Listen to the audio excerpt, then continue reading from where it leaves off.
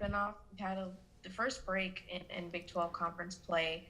Um, what was that like for y'all, and what are some things that you were able to do? Even, of course, it was kind of an unexpected postponement. Yes, of course, we were preparing for OU, and we did get some really good practice time in, and I thought our kids did a great job of focusing on OU. And then when we got the news that we were postponing that, we turned our attention to us really, and tried to use a couple of days to focus on just some little things that we needed to tweak.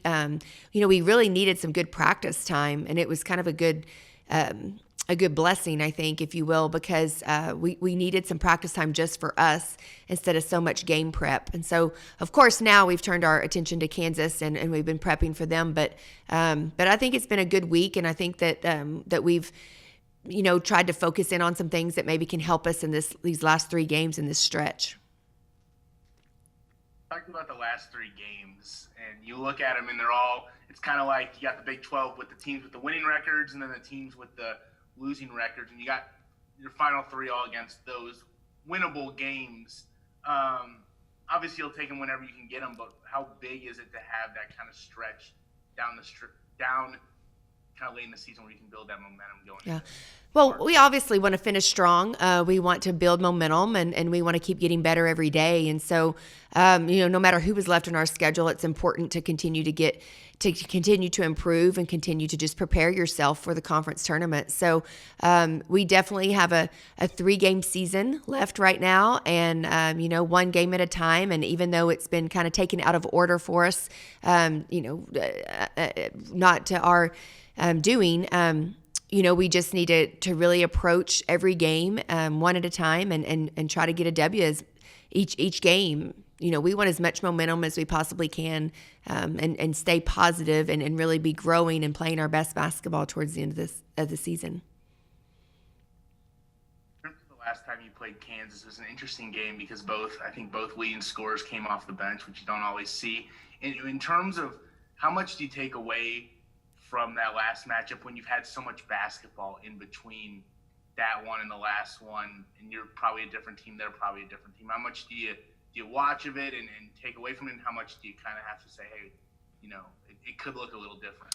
Well, I think the whole Big 12 is definitely a game of matchups, and every team that we play, you have a different matchup and a different a different strategy because of those matchups. I think that Kansas and our team are actually a lot alike, and I do think that they've got some kids, that they're playing a lot of kids, and several of them can step up, as do we. And I think it's just about finding that right matchup for each team to be successful. Obviously, we do want to look at the last time that we played them, and how did they defend us in certain scenarios? How did we defend them? How can we do a better job defending them? And I'm sure they're looking at the same thing, and just continuing to play well. I mean, they're playing really well. They've played some of the top teams in our conference toe to toe and have come up short. So I know that they feel like they're playing really well. They just have to find a way to get over the hump, and we kind of feel the same way. I mean, we just match up differently. It's just really interesting how the matchups make a really big deal in who you're playing. So it's going to be a really good game, and I think it's going to be two teams that are desperate for a win, that want to do well and to gain all the momentum that they can going into the conference tournament. What are some of those matchups you're looking at? Because obviously Alexis Tucker had a big game against them, so they'll be looking at her, but at the same time, knowing that she had that success against them, I guess, what are those that, you're really keying in on as far as those matchups go? Yeah, well, I mean, it definitely depends on who they put on the floor as well. I mean, they've got a really athletic lineup that they used against Iowa State that I thought they were really successful with. And then they have a lineup that is more very potent from the three-point line. They can really shoot it well. They can go big and strong inside, or they can go more agile and more of a four-guard look. So it really depends on the look that they give us as well.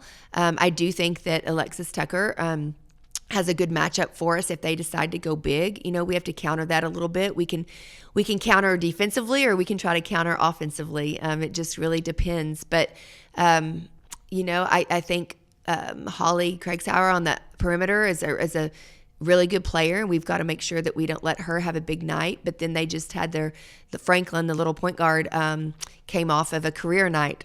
So it's it's about really defending one for one and making sure that our kids are ready for that ownership of really trying to defend their defensive assignment as much as they can without us having to double or go to a zone or whatever it might be. We just have really got to do a good job of our defensive assignments. Athletics. Oh, sorry, Eric. Hi, Coach Missy Heidrich with ESPN Plus. How are you? Hi, Missy. Good. How are you? I'm good. Hey, as I know this is kind of February's that grind, and you had some extra time, thanks you to Mother Nature. So as you look at that in that prep, thinking not only about KU, but as you said, this kind of 3-game streak, you've used a lot of different lineups. So how important is it to use this time, think about how you can manipulate some of those matchups, manipulate some of those looks over the course of the next 2 weeks? Yeah, I think it's really important because they're all 3 very different teams. I think that OU is very guard oriented, and they shoot the 3 a ton, and they really do a great job of screening one another, and they don't really have a big physical post player, whereas K-State has a big physical post player that you've got to draw some attention to. And then, like I said, I think Kansas has a little bit of everything, and it just depends on which lineup they put. They play so many kids. So it is important for us to really look at how we were best successful against them in the first round and to see if we can continue to do that, and then maybe try to find some areas where we could be more successful and kind of add that to our game plan, because we definitely we can't give them the same exact look. You've got to come in and you've got to not necessarily have a little thing, a few things up your sleeve, but you do have to do a lot better in some areas to be successful.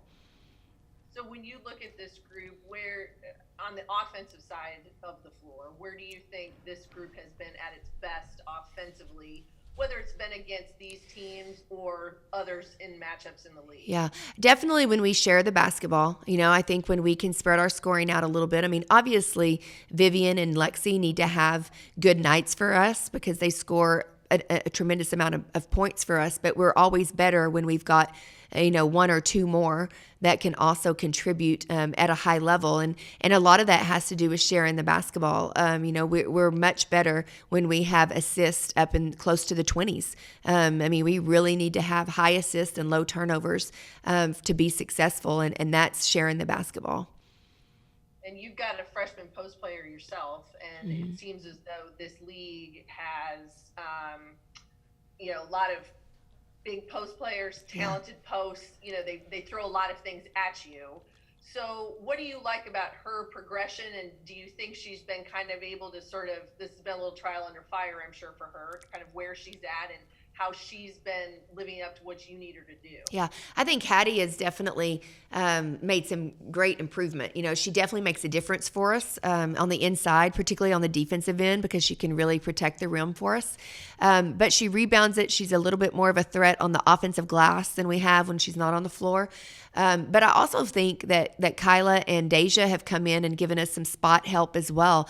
I mean, the entire season we've known that particular position is going to have to be by committee, and I just feel like Hattie's had more opportunity to use her athleticism to help us. And so I really feel like all 3 of them have done a pretty good job. We need to continue to get better, and we've worked on that this week. I mean, we've really stressed at how much better we can be if we have a post presence, and they certainly help us with that. And then of course with Vivian and Tuck playing the other post, whether they're playing together or playing as the 4, a complement to those 5 players, just having them be able to help our 5 players be successful, whether that's giving them the high-low look or receiving it. I think it just really helps us when we can have a better balance.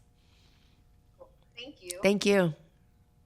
Anything else? Coach, whenever you have maybe a little more extended time without a game than you usually would, not that a week is like this super long time, but you come out of it more feeling like your team is rested, or more interested to see how the first 5-6 minutes go in the first game back? Yeah. Normally you would really want to be rested. But the way that we approach this, is that we were supposed to have a mid-season game or a midweek game. And so our Monday and Tuesday practices were very specific. They were very, game oriented, and they were intense and they were, had some urgency in them.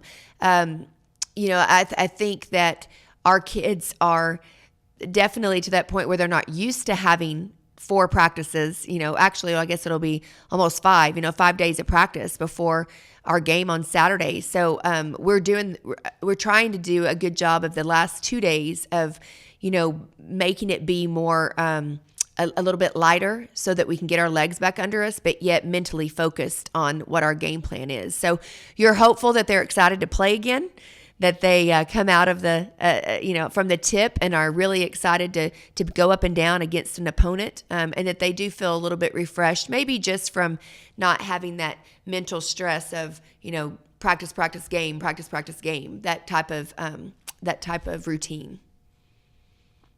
And the last one, at least for me, why was it so important to get that game rescheduled as quick as possible? It seems very rare that the game gets postponed and then you guys are able to find a time that works so quickly. Well, it was super important for us because we don't have any makeup games, whereas everybody else in the conference has makeup games. And we're going to have a really long break from the time that our last game, our regular season game is, until conference tournament. And we did not want that to hinder us, in a way that we didn't have that game made up. And OU has some other games that they have to make up. So I wanted to get it scheduled very quickly because we did have a common open date that could fit. And I didn't want there to be another game that got scheduled because there can still be some cancellations, whether it's weather, COVID, whatever. And so we just wanted to make sure we got those games because it's going to be a long break for us and we need as much, you just want to stay in a rhythm as much as you can. I'd say that it was a blessing in disguise a little bit, but was that an area where you guys were almost looking for something, or is it helpful? Is it almost a little bit helpful that you get that kind of game to play? I think no doubt. Yeah. I think the only thing that could have been more helpful is if we knew that we had the open date this week, because we would have prepared differently this week and probably got a little bit more rest and a little bit, we just would have done some things a little bit differently throughout the week. But it's certainly going to help us before the conference tournament to have something at least in March, before March, what is it, 11th? So I think that will definitely help us.